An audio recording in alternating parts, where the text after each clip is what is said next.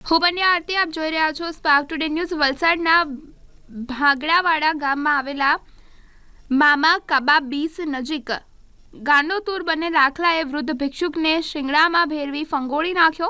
વલસાડ શહેરમાં રખડતા ઢોરનો આતંક વધ્યો છે। નિર્દોષ રાહદારી વૃદ્ધ ભિક્ષુકને આખલાએ હોસ્પિટલ ભેગો કર્યો છે।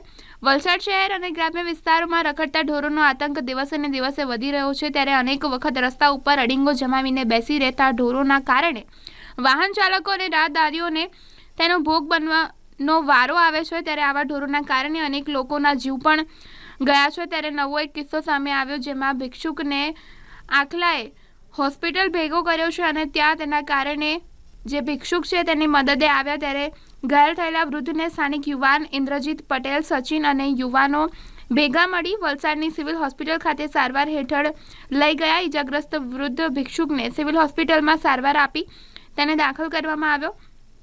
વલસાડ શહેરમાં લોકો આવા રખડતા ઢોરોથી ત્રાહિમામ પોકારી ઉઠ્યા છે અને વલસાડ નગરપાલિકા દ્વારા ઢોરોને પકડી પાંજરાપોરમાં મોકલી આપે તેવી માંગ હાલ ઉઠવા પામી છે।